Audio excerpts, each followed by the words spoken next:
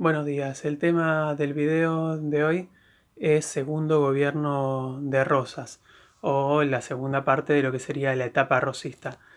Bueno, Rosas asume su segundo gobierno en 1835, luego de pasar por una etapa que se la conoce comúnmente como la etapa de transición, que fue la etapa en la que él no gobierna entre el primero y el segundo gobierno. Esa etapa de transición o etapa transitoria también conocida, abarca desde 1832 a 1835. En los primeros años de esta etapa en la cual él se había alejado momentáneamente de la política, él emprende la campaña al desierto y en esa campaña al desierto que es exitosa porque logra desplazar a los indígenas de lo que era el centro de la provincia de Buenos Aires a cambio de licor, tabaco y ganado. A partir de ahí, ya para finales de 1833, ella está en condiciones de volver a la política, pero recordemos que su primer gobierno había finalizado porque la Sala de Representantes ya no le ofrecía las facultades extraordinarias. Entonces, él, sin la suma del poder público, que eran estas facultades extraordinarias, se negaba a ejercer el cargo de gobernador.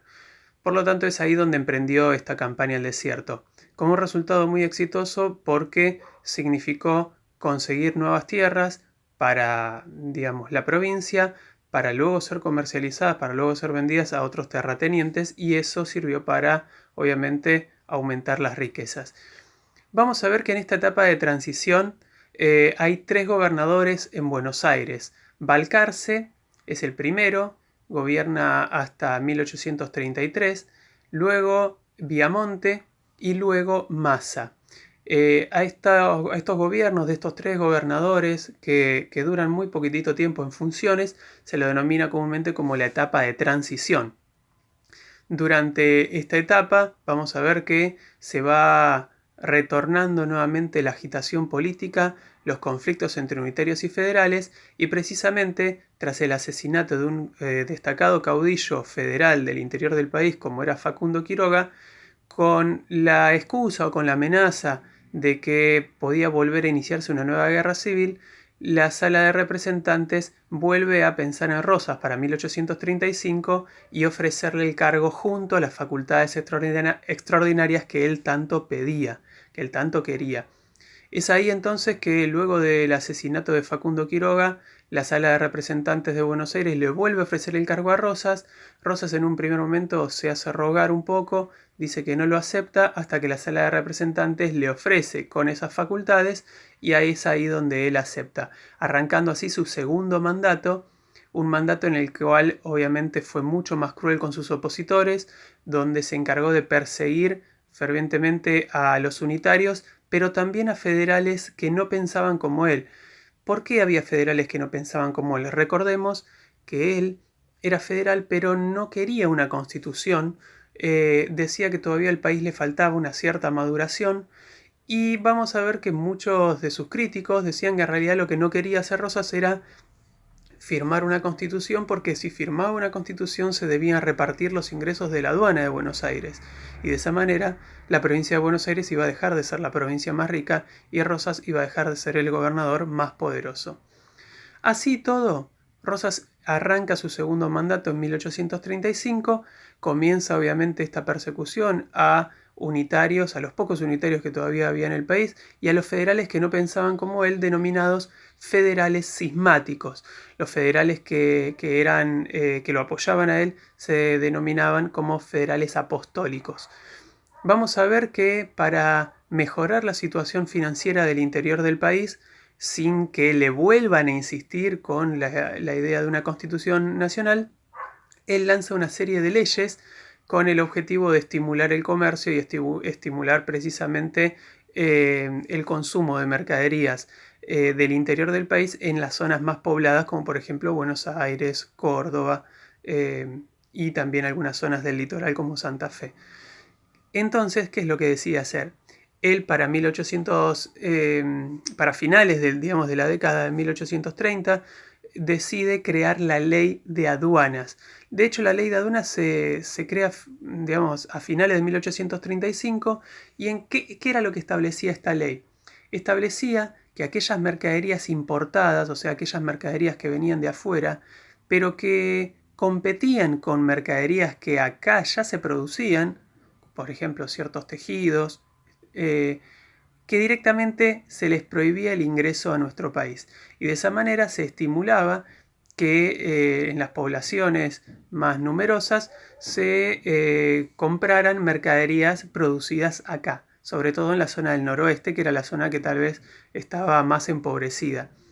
Con esta ley de aduanas lo que se intenta hacer es precisamente esto, estimular el comercio de mercaderías del interior, pero también aquellas mercaderías importadas que eran considerados como artículos de lujo, ya que acá no se producían ciertos muebles, carruajes, por ejemplo, se les cobraba un alto impuesto y ese impuesto iba destinado a estas provincias del interior del país.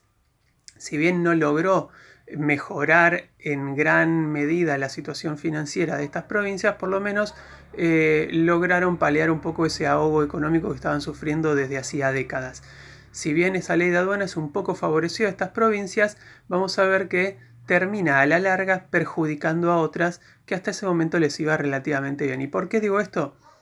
Porque cuando se produce esta ley de aduanas, cuando se sanciona esta ley de aduanas, al prohibir ciertas mercaderías extranjeras y al aumentar los impuestos a otras mercaderías extranjeras, vamos a ver que los principales países que comercializaban con nuestro país, como Inglaterra y Francia, deciden organizar un bloqueo, el famoso bloqueo anglo-francés, un bloqueo sobre las costas de tanto del río Paraná como también sobre el río de la Plata, en el que el objetivo era directamente bloquear la salida de mercaderías argentinas hacia el resto del mundo, hacia Europa en particular.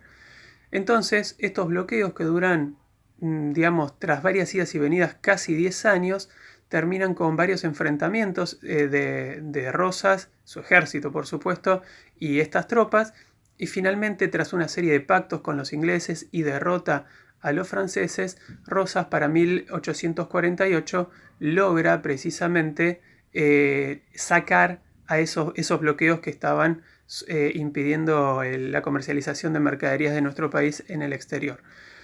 Pero una vez que se finalizan estos bloqueos, él decide agregar una nueva cláusula a la ley de aduanas y esa cláusula prohibía la libre navegación de buques extranjeros por los ríos interiores. Los principales ríos interiores navegables de nuestro país era y sigue siendo el río Paraná y el río Uruguay. Y entonces de esta manera provincias como Entre Ríos, Santa Fe y Corrientes, que se dedicaban más bien a todo lo que tenía que ver con la producción de cereales, vamos a ver que ya no pueden comercializar. ¿Por qué? Porque ellos estaban acostumbrados a que los buques extranjeros ingresaban río arriba a sus territorios, dejaban los bienes industriales producidos en Europa, pero se volvían cargados de materias primas. Bueno, eso ya no lo podían hacer. Ahora estas provincias del litoral, si querían comercializar con el exterior, tenían que enviar ellos mismos por su cuenta las mercaderías en barco hasta Buenos Aires, lo cual era muy costoso y ese producto comenzaba a perder competitividad. ¿Por qué? Porque le tenían que aumentar el valor final debido al costo del transporte, al costo del flete. Entonces es ahí donde las mercaderías de estas zonas del litoral no pueden ser vendidas, el litoral comienza a empobrecerse y para 1850 estas provincias se reúnen y nombran al gobernador de Entre Ríos, al caudillo de Entre Ríos que era Justo José de Urquiza, lo nombran como su principal representante. Ahí Urquiza emite un comunicado que se llamó el pronunciamiento de Urquiza, en el que él le quitaba a Rosas, por lo menos de su propia provincia de Entre Ríos, la representación de las relaciones exteriores. ¿Y qué significa esto? Desde 1820, quien ejercía el cargo de gobernador de Buenos Aires también ejercía el cargo de representar a todas las demás provincias en el exterior, sobre todo en asuntos económicos. Al sacar Urquiza precisamente las relaciones exteriores de Entre Ríos a Rosas, él mismo asumía las relaciones exteriores de su propia provincia. Rosas no se molestaba ni se asustaba mucho con esta medida, pero en realidad fue la antesala de lo que vendría después.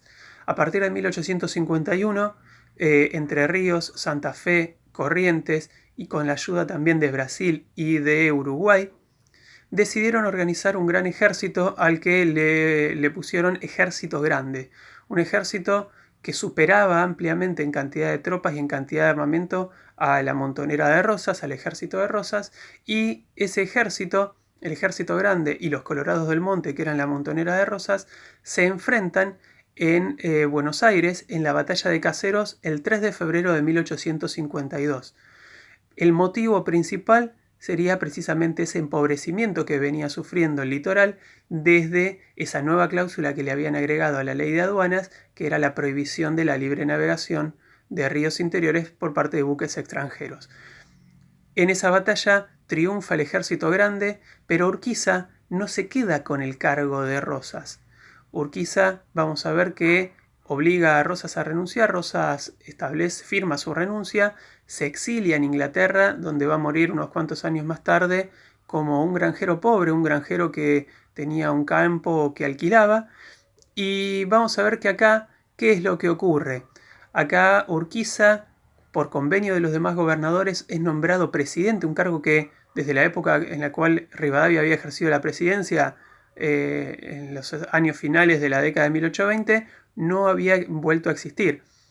Urquiza entonces es nombrado presidente y él nombra a Vicente López y Planes como gobernador de Buenos Aires. Es un gobernador interino, es un gobernador provisorio, pero de esa manera él se aseguraba de que este nuevo gobernador de Buenos Aires iba a aplicar las medidas que el presidente quería.